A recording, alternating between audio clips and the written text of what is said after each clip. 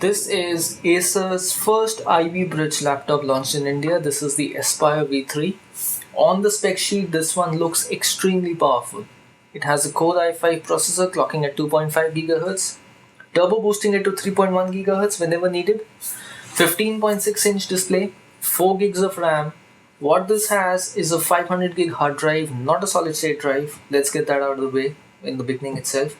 And an NVIDIA GeForce GT 630M with 2 gigs of dedicated video RAM. This is from the latest Kepler family of graphics chips. Let us first talk about the build quality of the V3. This is how you would essentially see your laptop for the first time. What do you find wrong with this? Nothing except for the fact that it's completely glossy. You can already see the fingerprints on this. You can already see dust sitting on it. And this is just out of the box.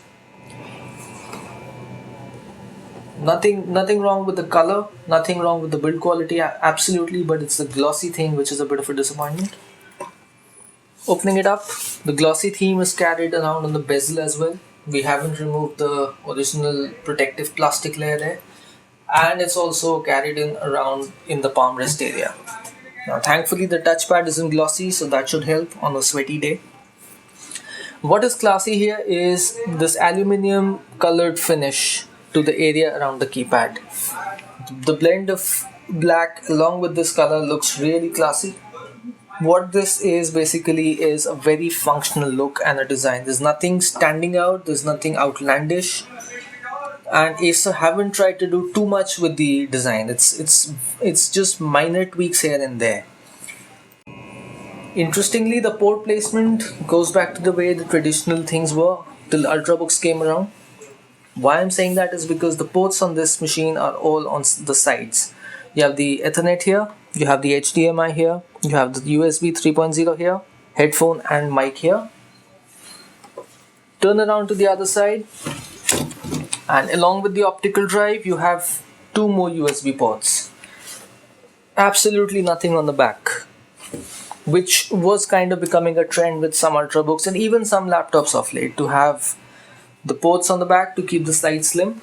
Though no such issues with this laptop. If you like your ports on the side, this will be very comfortable to use. The memory card slot sits in the front. You can pull it out from here. And this is a bunch of LEDs for your Wi-Fi connectivity, the power status, the battery, and hard drive usage. The laptop display hinge seems to be quite solid.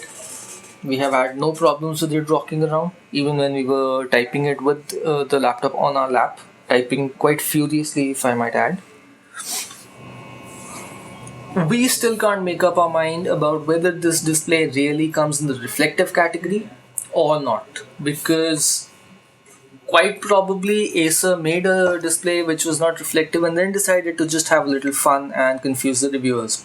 Possibly, you never know, because this one looks reflective at the moment.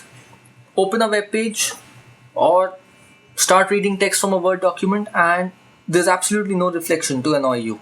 This is a very good display. I like the brightness levels on it, the crispness levels on it of the text. The only thing that could be slightly better is the depth of black levels, and that is only visible if you're watching a video. Apart from that, you won't even feel that. It's probably just nitpicking from our side, because this is an excellent display. In our tests, this laptop gave us a battery life of 2 hours from full charge to full discharge. That was with the display on all the time at full brightness and Wi-Fi connected in the background. We had our benchmark test running in that scenario with the high performance mode set for the power settings. However, if you translate that into real life usage, that could easily double, because you will probably not be using this display at full brightness all the time, and you will probably not have Wi-Fi running on it all the time. If you're on the move typing a document or something, you probably won't be using that. So 4 hours from this one, good enough considering the power package on this. This is not an Ultrabook, but then again, this machine never really had ambitions of doing that. For a price of under 40k, we personally believe this is a machine which is very powerful, and you should definitely check this out. You probably will get more power than what you bargained for, but then again, that's just being future ready and a bit future proof.